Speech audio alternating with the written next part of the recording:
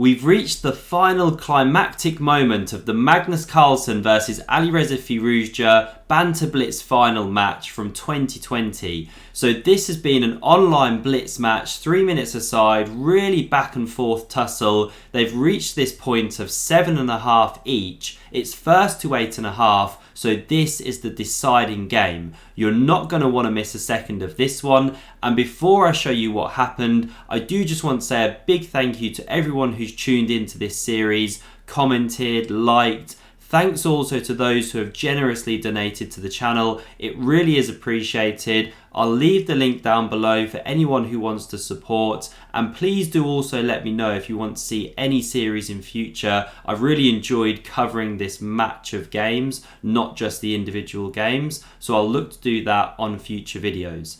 On with this one now. So Alireza is playing white here. Magnus has black. Let's see what happened.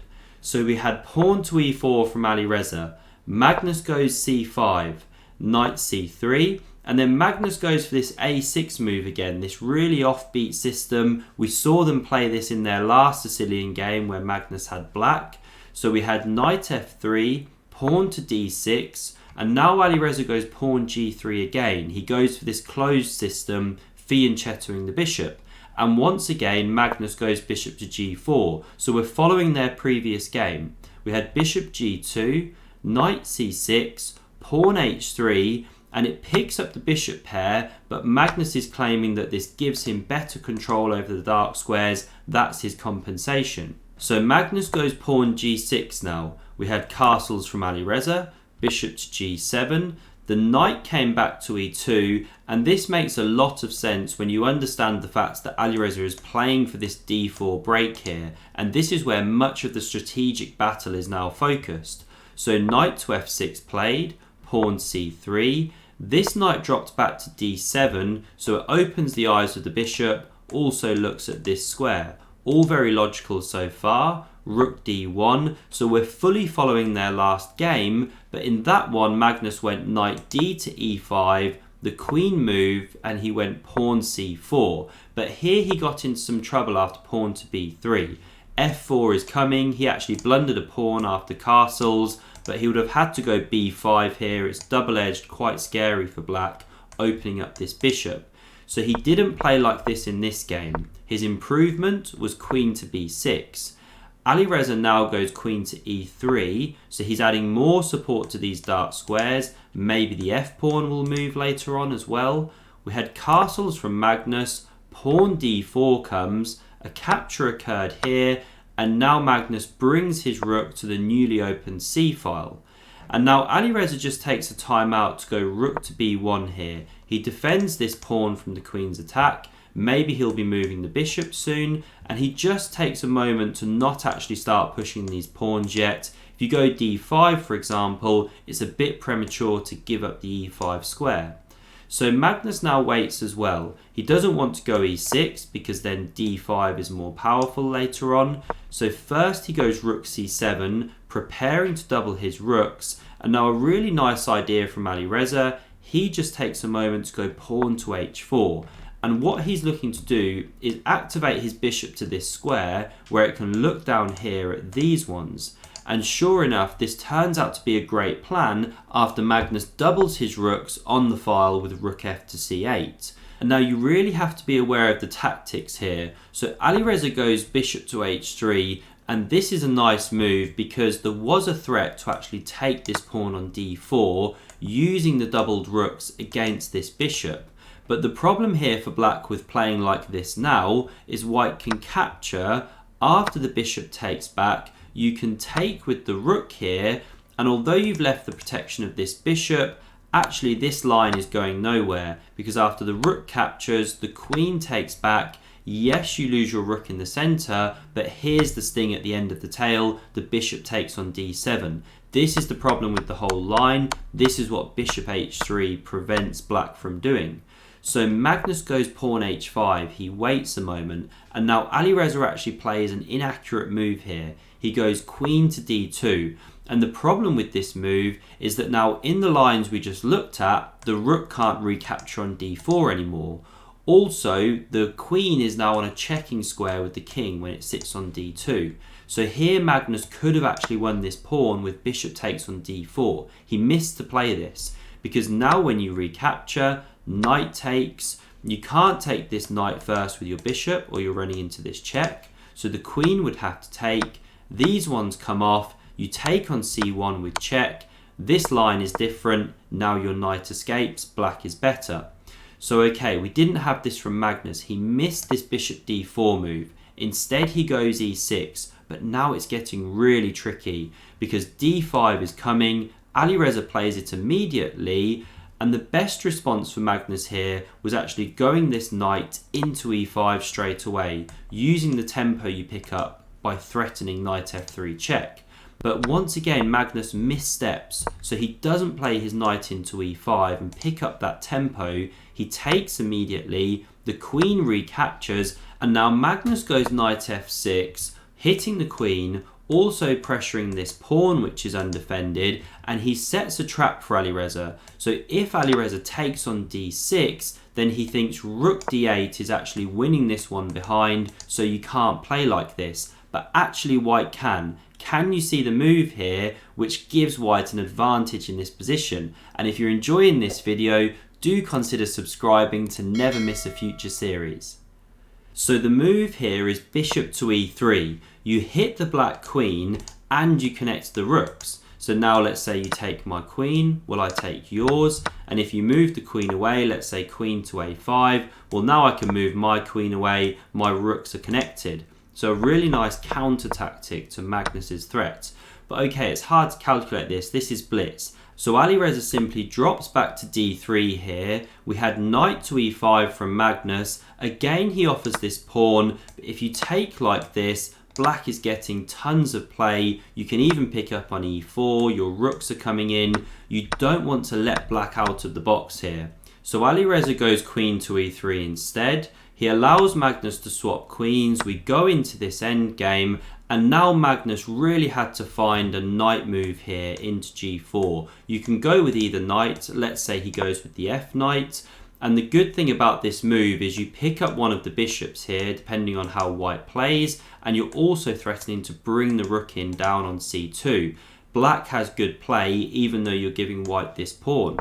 But Magnus didn't do this. He went rook to e8 immediately, pressuring down this file, but the big problem now is knight c3 comes. You cover the c file from the rook invasion, you hold this pawn for a moment, but critically, you threaten knight d5 now. So after Magnus goes knight c4, hitting the bishop, and it comes into d4 here, the problem is you can't take on e4. This is what Magnus had planned from afar. Because after knight takes on e4, there's knight d5, and this rook is getting embarrassed. If you come to c6, then there's bishop d7. You can't drop back, of course, same problem with the bishop. And say you come to c5, that's the best move. Well, okay, you're just losing in exchange. So knight d5 is a big problem, and that's why Magnus can't take on e4. So now he's scrambling. He goes knight to g4 here. Alireza goes knight d5 anyway. The rook comes into c6, but now f3 kicks this knight back. First Magnus takes on d4 before moving it. The rook recaptures. He comes into e5 here, threatening the fork, but king f2 covers it really nicely. Again, excellent play from Alireza. He doesn't go passively with the bishop. He's reserving that bishop to come to f1 now. So king g7 from Magnus. The bishop came to f1 hitting the knight, and both players are down to around a minute now. Magnus is under, Alireza is pressing him on the clock here, as so often in the match. So the knight is hit. Magnus ignores for the moment. He goes rook to d8, holding his weakened pawn. We had pawn b3, kicking the knight.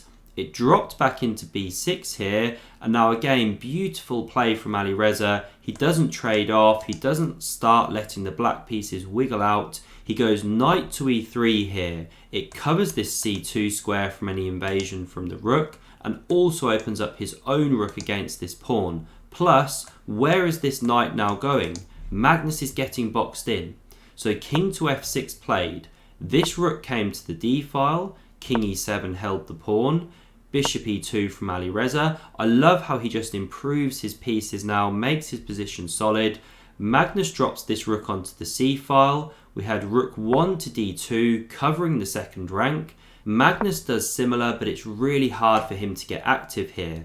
And in the meantime, Alireza's going pawn f4. So this knight is stumbling back now. The bishop finds a beautiful home on f3, and there's just nothing black can do to prevent this e5 push. So Magnus goes knight f8. He's swinging it round into e6 here, and so Alireza drops back, just takes a quick time out. Knight e6 comes anyway, but now pawn e5, and Magnus just couldn't stop it. He's losing in exchange, it's unavoidable. So he takes on e5. Alireza captures here. The rook recaptures, pawn takes, and it's a monster position, an exchange up. But can Magnus mix it up? Knight c5, he's got some dangerous knights now, as we can see. So rook d4 played, covers the e4 square. King e6 came, rook d6 check, and this is a beautiful simplification now. So Alireza gives the pawn with this check, but after takes here, pawn recaptures, he's making his life easier to play. So rook c2 comes, hitting that knight. It hops in with a check here, the king came to f3, and now pawn c5 holds that pawn. How will Alireza make progress? Well, he swings back to e2 now, lining up against the king. The players are very short on time here, let's not forget. It's not to say they're playing the most perfect moves. It does allow Magnus pawn f5, solidifying that strong knight, but now this one swings around into g2, looking to come to f4, where it will then attack these pawns. So Magnus goes knight d5 here, he covers the square, the knight jumps in anyway, we had an exchange here, the pawn recaptured, king d4 now, and the problem for Magnus is although his king's invading, this rook is just far more powerful than the knight in this position. It will soon be invading down behind the pawns. So rook g2 played. How do you actually defend that pawn? Well, you can't do so, so knight c3 played. Magnus goes for counterplay. The rook took here, knight takes on a2, and now rook g5 from Alireza. He's mopping up, but Magnus is going after the b pawn. Rook takes on h5, the knight took on b3 here. This c pawn is running, but now Alireza really shows his class. He doesn't pick up this pawn. You could do that, but instead he goes rook h8. He'd prefer to come behind the king, swing behind and start checking. So pawn c4 played, rook d8 check. The king hid on c3 here, and now pawn h5 came. And now Magnus miscalculates. It's very difficult to play. If you come with the king and start pushing the pawn, it's all just way too slow. But equally, knight d4 is also a losing move. And Alireza calculates for just a second, and bang, he chops it off the board. Because after king recaptures, this pawn is far too fast. We had c3, pawn h7, king d3 now. It was about to get checked anyway. The pawn queened here. c2 came, but it's just not in time because queen b2 came back. We had king d2, queen d4 check, king c1, and after king e2, we even saw a beautiful checkmate on the board. a5 was followed by queen a1 mate. Amazing stuff from 16-year-old Alireza Firouzja taking down the world champion in a blitz match online. Simply phenomenal. I can't wait to see what he can achieve this summer. Future world champion in my opinion. If you enjoyed this series, then do subscribe to the channel to never miss future videos. Thanks very much for watching, and I'll see you again soon.